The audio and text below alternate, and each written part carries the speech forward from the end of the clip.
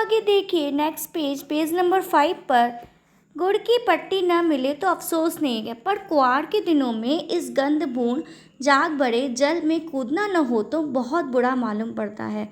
तो वो कह रहे थे मतलब ये चीज़ें हमें मौसम के अनुसार नहीं मिले तो कोई बात नहीं, लेकिन हमें कुआर के दिनों में इन गंध भरे झाग बड़े जल में कूदना न हो तो बहुत बड़ा बड़ा बुरा मालूम होता है।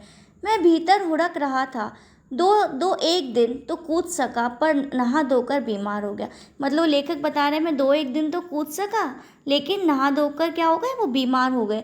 हल्की बीमारी न जाने क्यों मुझे अच्छी लगती है। लेखक बता रहे हैं कि हल्की बीमारी न जाने क्यों मुझे अच्छी लगती है। थोड़ा थोड़ा ज्वर, ज्वर मतलब क्या होता है, बुखार। थोड़ा थोड़ा ज्वर हो, सर में साधारण दर्द और खाने के लिए दिन भर क्या मिलता है, नींबू और साबु। लेकिन इस बार ऐसी चीज़ नहीं थी।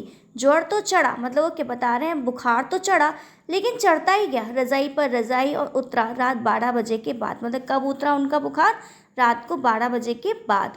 दिन में मैं चादर लपेटे सोया था, दादी माँ आई, शायद नहाकर आई थी उसी झाग वाले जल में।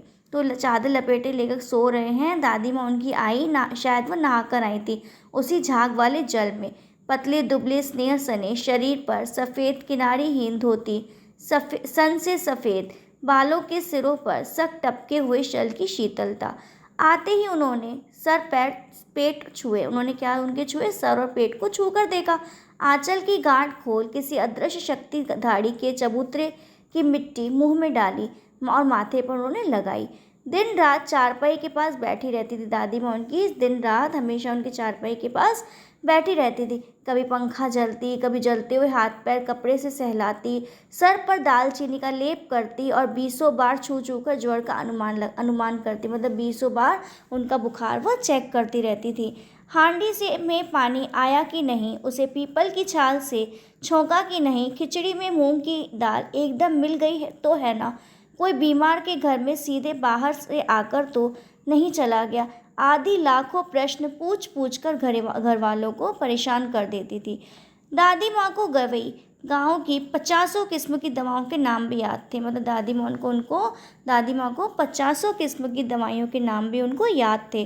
गांव में कोई बीमार होता उसके पास पहुंचती और वहाँ भी वही काम। मतलब गांव में कोई भी बीमार होता था वो वहाँ भी उनके पास वो पहुँच जाती थी। हाथ छूना, माथा छूना, पेट छूना, फिर भूत से लेकर मलेरिया, सरसाम, निमोनिया तक का अनुमान विश्वास के साथ सुनाती थी। मतलब उनको ऐसे ही पता पड़ जाता था। महामारी और विषुचिका के दिनों में रोज सवेरे उठकर स्नान के बाद लवंग और गुड़ मिश्रित जलधार, गुग्गल और धूप, सफाई कोई उनसे सीखे। दवा में देर होती, मिष्टी या शहद खत्म हो जाता, चादर या गिलाफ नहीं बदले जाते तो जैसे वो पागल हो जाती थी।